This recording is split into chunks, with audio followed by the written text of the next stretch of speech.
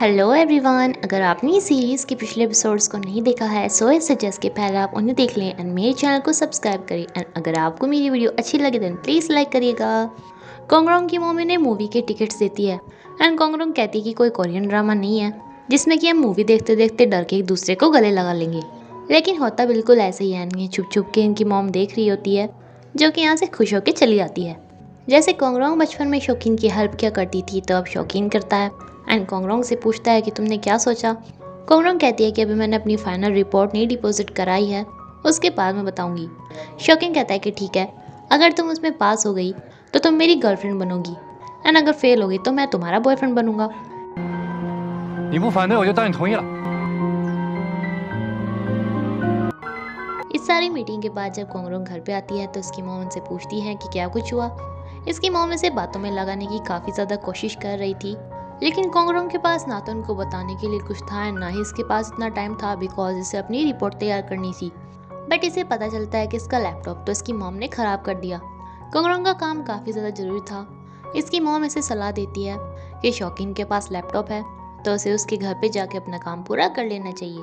कोंगरोंग जाना तो नहीं चाहती थी लेकिन इसे जाना पड़ता है। शौकीन कहता है कि तुम मुझे बताने के लिए आई हो क्या, लेकिन कोंगरोंग कहती है कि मैं सिर्फ यहाँ पे लैपटॉप के लिए आई हूँ।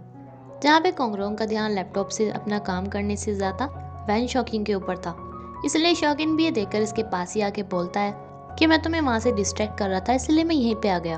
अब यहाँ बैठ के तो कोंगरोंग अपने काम पे बिल्कुल भी फोकस नहीं कर पा रही थी। शौकीन के इसके करीब आने पे सोचती है कि इसको किस करेगा, बट तभी से आईडी पे जैन बहुत सारी शौकीन की फ़ोटोज़ भेज देता है। शौकीन कहता है कि तुम मेरे ऊपर नज़र रखवा रही हो क्या, जो मेरी हर टाइम की फ़ोटोज़ मंगा रही हो। कोंगरोंग देन जैन से पूछती है कि ये सब क्या है। दरअसल जैन ने भी इसके पास ये गलती से भेज दी थी। जैन तो इस ग्रुप में भेज रहा था जिसकी सारी लड़कियां शौकीन की फ़ैन है। सुबह के टाइम जब कोंगरोंग उठती है तो वो देखती है कि वो खुद भी शौकीन के ही घर है एंड उसकी मॉम भी यहीं पे आई हुई है। शौकीन जानबूझकर कहता है कि हम दोनों के एक साथ दूसरा ब्रेकफास्ट है क्योंकि इससे पहले भी हमने एक बार किया था। इससे कोंगरोंग की मॉम को ये भी पता चल जाता है कि इससे पहले भी कोंगरोंग एक रात के लिए शौकीन के घर पे ठहरी थी।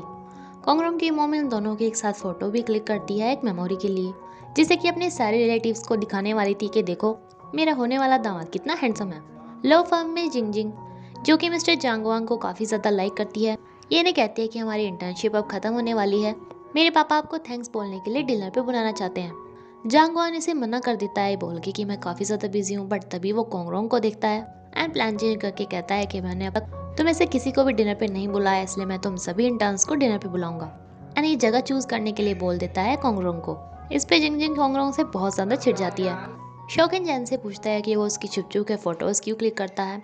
ये झूठ में बचने के लिए बोलता है कि मुझे तो कोंगरोंग ने ही बोला था, लेकिन शौकीन से कहता है कि अपनी बहन को बहाना मत लो।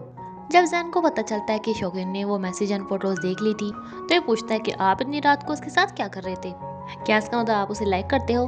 खैर मैं आपको बताना चाहता हूँ कि बिना मेरी हेल्प के वो आपसे इम्प्रेस नहीं होने वाली। मैं आपकी हेल्प करूँगा लेकिन इसके बदले में आप मुझे कम होमवर्क देना। शौकीन भी कहता है कि ठीक है। कांगड़ा की मोहम्मद से मिलने के लिए आती है। जब ये देखती है कि वो इतने बुरे हालातों में रह रहा है, हमेशा बाहर का खाना इसे खाना पड़ रहा है, तो इसे घर बुलाने लगती है। जब कांगड़ा मना करते हैं तो ये कहती हैं कि देखो मैं इतनी देर से यहाँ पे हूँ, तुम्हारे पास कोई भी कस्टमर नहीं आया है, यानी कि तुम्हारी शॉप बिल्कुल भी नहीं चलती, तुम्हें घर वापस आ जाना चाहिए। चलो मैं अगली 10 मिनट भी यहीं इंतज़ार करती हूँ एंड अगर कोई नहीं आया तो फिर तुम मेरे साथ घर चलोगे। कोंगरोंग को ही डिनर के लिए जगह डिसाइड करनी थी तो वो अपनी फ्रेंड को ही चुनती। ये उसे ऑर्डर दे देती है। चैंग चैंग यहाँ पे आके इसकी मॉम की बातें सुनती है तो एक कस्टमर बन के यहाँ पे आ जाती है एंड इससे बहुत सारी बुक्स खरीदती हैं। एंड जिस तरीके से ये कांगराई को देख रही थी तो ये कांगराई तो नहीं समझता, लेकिन इसकी मॉम समझ जाती हैं कि ज़रूर ये कांगराई को लाइक करती हैं। बाहर निकलते समय ये कांगराई से कहती हैं कि 7 साल पहले जो कुछ भी हुआ था तुम्हें उसे भुला देना चाहिए एंड किसी नए रिलेशनशिप में आना चाहिए, जबकि तुम्हारे आसपास इतनी अच्छी अच्छी लड़कियां हैं।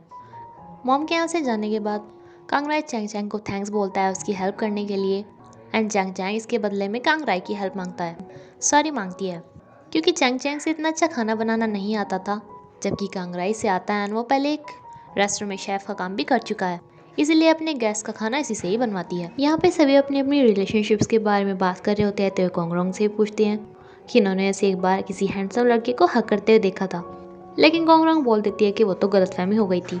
जिंग जिंग यहाँ पर थोड़ी लेट आती है एंड कहती है कि कोंगरोंग तुमने ये कैसा रेस्टोरेंट ढूंढा है, लेकिन इसकी बात पे कोई भी खास ध्यान नहीं देता।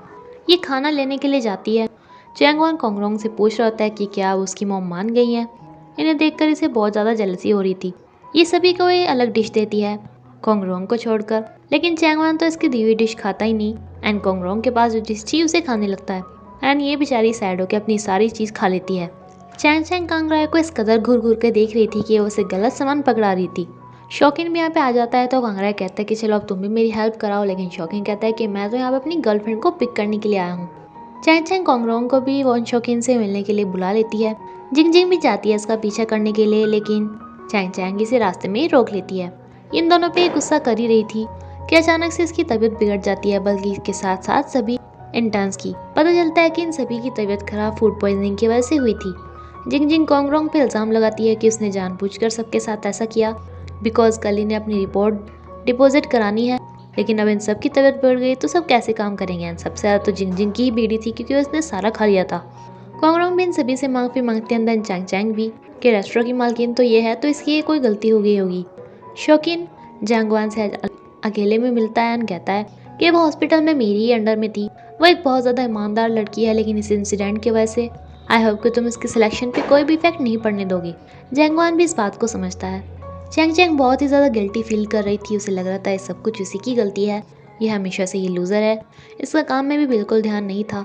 एनी बस बोले ही जा रही थी कि पहले उसने एक रेस्टोरेंट खोला जिसमें बिल्कुल अच्छा खाना नहीं बनाती थी, उसके पापा के वजह से वो चलता था, एंड अब की बार तो उसने अपनी फ्रेंड की पार्टी ख़राब कर दी। कांगराय से काफ़ी ज़्यादा हिम्मत बढ़ाने वाली बातें बोलता है, लेकिन इन्हें सुनते सुनते ही सो जाती है, इसीलिए इसे सही जगह देखकर सुला देता है। कोंगरोंग, शौकीन एंड कांगराय इसका रेस्टोरेंट साफ कर रहे होते हैं।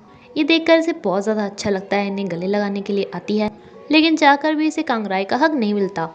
कोंगरोंग बहुत ज़्यादा मेहनत से रात भर में रिपोर्ट तैयार करती है, लेकिन अपनी नहीं, जिंग जिंग की, क्योंकि उसकी तबीयत बहुत ज़्यादा बिगड़ गई थी, बल्कि इसने खुद की रिपोर्ट भी तैयार नहीं की थी। जैंग जैंग आगे बात करता है एंड रिपोर्ट डिपॉजिट कराने का टाइम थोड़ा बढ़वा देता है। चैंग चैंग के खाने से लोग बीमार हो गए थे, इसलिए पुलिस आके इसका रेस्टोरेंट सील करके चली जाती है। कांगराय इसे हिम्मत देता है, ऐसा करने से इसकी हिम्मत तो बहुत ही ज़्यादा बढ़ जाती है। अब ये लास्ट स्टेप था जिसमें इन सभी को अपनी रिप्रेजेंटेशन अच्छे से देनी थी। कांगराय एंड चैंग चैंग ये ठान लेते हैं, ये पता लगा कर ही रहेंगे कि फूड पॉइजनिंग कैसी हुई। कांगराय इसके सामान खरीदने की लिस्ट देखता है, जिसमें से उस डिश का सामान को ज़्यादा ही सस्ता ले रखा था। इतना सस्ता तो कहीं भी नहीं मिलता, लेकिन चैंग चैंग को नहीं पता था, बिकॉज उससे खरीदारी करनी बिल्कुल भी नहीं आती थी। ये दोनों भेस बदल के उसी शॉप पे चले जाते हैं जहाँ से चैंग चैंग ने खराब सामान खरीदा था। कायांग इसे कहता है कि इसे इतना भेस बदलने की भी जरूरत नहीं है। चैंग चैंग नॉर्मल होकर वहाँ पे जाती है। ये ओनर कहता है कि आपको सबसे सस्ता सामान मिलेगा, बट ये बहुत ज़्यादा पुराना है। चैंग चैंग कहती भी है कि अगर इससे कोई बीमार हो जाए तो, लेकिन ये कहता है कि ज़्यादा से ज़्यादा उन्हें सिर्फ डायरिया होगा, लेकिन ये सस्ता भी तो है। चैंग चैंग भूल जाती है कि उसे एक्टिंग करनी थी एंड वो इसे ज़ोर ज़ोर से सुनाने लगती है एंड कहती है कि देखो मैंने रिकॉर्डिंग भी कर ली।